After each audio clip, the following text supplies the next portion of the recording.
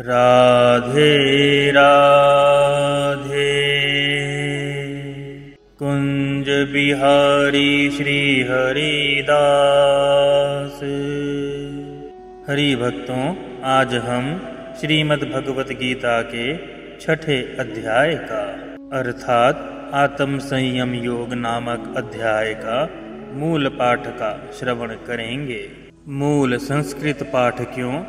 जैसे कि हम पहले भी वर्णन कर चुके हैं कि शोधों में भी पाया गया है कि संस्कृत में मूल पाठ का श्रवण का प्रभाव किसी भी अन्य भाषा से कई गुना अधिक होता है, चाहे इसका अर्थ समझ में आए चाहे ना आए, क्योंकि संस्कृत ब्रह्मांड की भाषा है। जैसे औषधि की कंपोजिशन ना पता होने पर भी औषधि बीमार व्यक्ति पर अपना कार्य करती है, वैसे ही यह मूल पाठ श्लोक श्रवण भी अपना कार्य निश्चित ही करता है, इसमें कोई संशय नहीं।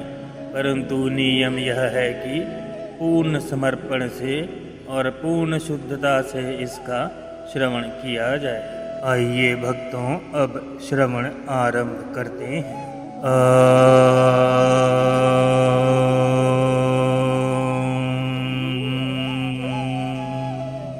श्री परमात्मने नमः। अथ षष्ठोऽध्यायः। श्री भगवानुवाच। अनाश्रितः करं फलं कार्यं कर्म करोति यः स सन्न्यासी च योगी च न निर्गुणिर्न चाक्रियः। यं सन्न्यासमिति प्राहुर्योगं तं विद्धि पाण्डव। न ह्राय सन्न्यसत्सङ्कल्पो योगी भवति कश्चन। आरुरुषोरमुनेर्योगं कर्म कारणमुच्यते। योगारूढस्य तस्यैव शमः कारणमुच्यते। यदा हिनेन्द्रियार्थेषु न कर्मस्वनुसज्जते सर्वसंकल्पसन्न्यासी योगारूढस्तदोच्यते। उद्रेदात्मनामात्मानं नामात्मानमवसादयेत्। आत्मैव ह्यात्मनो बन्धुरात्मैव रिपुरात्मनः। बन्धुरात्मात्मनस्तस्य येनात्मैवात्मना जितः। अनात्मनस्तु शत्रुत्वे वर्तेतात्मैव शत्रुवत्। जितात्मनः प्रशान्तस्य परमात्मा समाहितः। शीतोष्णसुखदुःखेषु तथा मानापमानयोः। ज्ञानविज्ञानतृप्तात्मा कूटस्थतो विजितेन्द्रियः। युक्त इत्युच्यते योगी समलोष्टाश्मकाञ्चनः। सुहृन्मित्रार्युदासीन मध्यस्थद्वेष्यस्य बन्धुषु। साधुष्वपि च पापेषु समाबुद्धिरविशिष्यते। योगी युञ्जित् सततमात्मानं रहसि स्थितः। एकाकी यत् चित्तात्मा निराशीरपरिग्रह। शुचौ देशे प्रतिष्ठाय स्थिरमानस्मात्मनः। नात्युच्छिन्तं नातिनीचं चैलाजिन्कुशोत्तरम्। तत्रैकाग्रं मनः कृत्वा यच्चितेन्द्रियक्रियः। उपविश्यासने युज्यात् योगमात्मविशुद्धये। समं कायशिरोग्रीवं धारयन्नचलं स्थिरः स्मप्रेक्षय नासिकाग्रं स्वं दिशश्चानवलोकयन् प्रशान्तात्मा विगतभीरब्रह्मचारी वर्ते स्थितः मनः संयमे मच्चित्तो युक्त आसीत् मत्परः युञ्जन्नेवं सदात्मानं योगी नियतमानसः शान्तिं निर्वाणपरमां मत्संस्थामधिगच्छति नात्यश्नतस्तु योगोऽस्ति न चौकान्तमनश्नतः न चाति स्वप्नशीलस्य जाग्रतो नैव चार्जुन युक्ताहारविहारस्य युक्तचेष्टस्य कर्मसु युक्तस्वप्नावबोधस्य योगो भवति दुःखः यदा विनियतं चित्तमात्मनैवावतिष्ठिते निःसिप्रः सर्वकामेभ्यो युक्त इत्युच्यते तदा यथा दीपो निवात्स्थतो निङ्गते सोपमा स्मृता योगिनो यच्चित्तस्य युञ्जतो योगमात्मनः यत्रोपरमते चित्तं निरुद्धं योगसेवया यत्र चैवात्मनामात्मनं पश्यन्नामात्मनि तुष्यति सुखमात्यन्तक यत्तत् बुद्धिग्राह्यमितीन्द्रियं वेति यत्र न चैवायं स्थितश्चलति तत्त्वतः यं लब्ध्वा चापरं लाभं मन्यते नाधिकं तत्तः यस्मिन् स्थितो न दुःखेन गुरुणापि विचाल्यते तमं विदाद दुःखसंयोग वियोगं योगं संयतं स निश्चयेन योक्तव्यो योगो निर्विण्णचेतसा संकल्पप्रभवान् कामांस तयक्ता सर्वानाशशक्तः मनसैवेन्द्रियग्रामं विनियम्य समन्ततः शनैः शनैरुपरमेद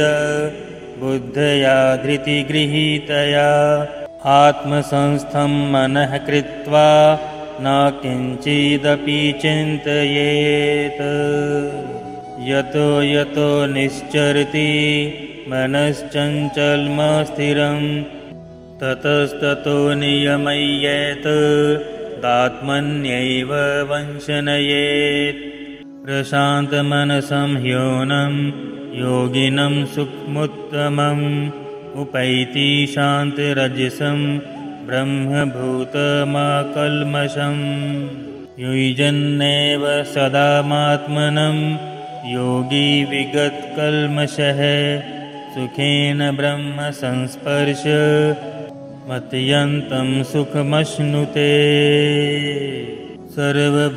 सर्वभूतस्मात्मानं सर्वभूतानि चात्मनि ईक्षते योगयुक्तात्मा सर्वत्र समदर्शनः यो मामपश्यति सर्वत्र सर्वं च मयि पश्यति तस्याहं न प्रणश्यामि स च मे न प्रणश्यति सर्वभूतस्थितं यो मा भजत्येक्त्वमास्थितः सर्वथा वर्तमानोऽपि स योगी मयि वर्तते आत्मौमप्येन सर्वत्र समं पश्यति यो अर्जुन सुखं वा यदि वा दुःखं स योगी परमो मतः अर्जुन उवाच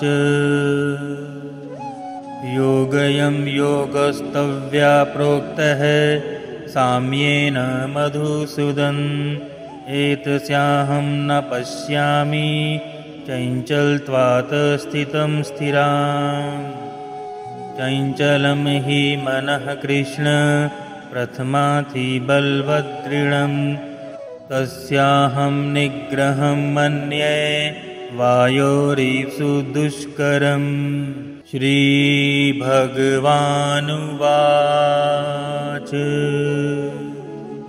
असंशयं महाबाहो मनो दूरनिग्रहं चलम् अभ्यासेन तु कौन्तेय वैराग्येण च गृह्यते असंयत्मना योगो दुष्प्राप्त इति मे मतिः वश्यात्मना तु यतता शक्यो वाप्तुमुपायतः अर्जुन उवाच अयति श्रद्धयोपेतो योगाचलितमानसः अप्राप्य योगसंसिद्धिं कामगतिं कृष्ण गच्छति कञ्चिन्नो भयविभ्रष्टश्छिन्नाभ्रमी नश्यति अप्रतिष्ठो महाबाहो विमूढो ब्रह्मणः पथि एतन्मे संशयं कृष्ण छेतुमहरस्य शेषतः त्वदन्धयः संशयस्यास्य छेता न ह्युपपद्यते श्रीभगवानुवाच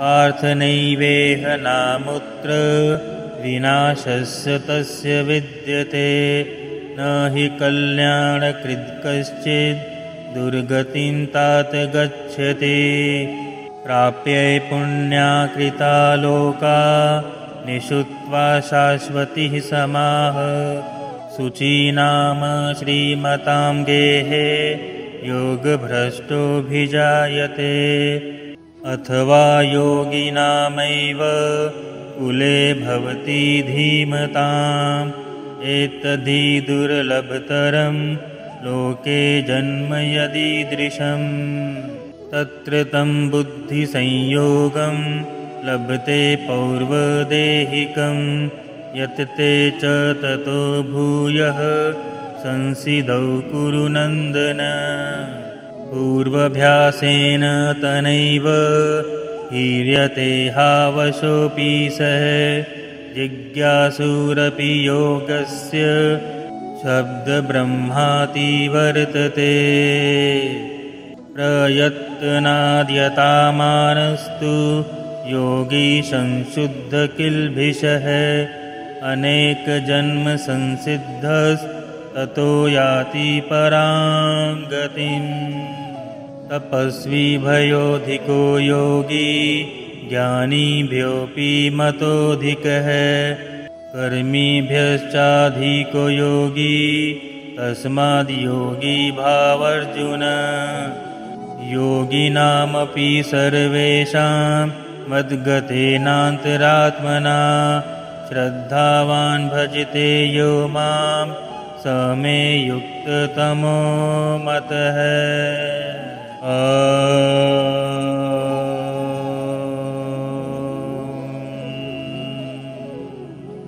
तत्सदिति श्रीमद्भगवद्गीतासु उपनिषत्सु ब्रह्मविद्यायां योगशास्त्रे श्रीकृष्णार्जुनसंवादे आत्मसंयमयोगो नाम षष्ठोऽध्यायः।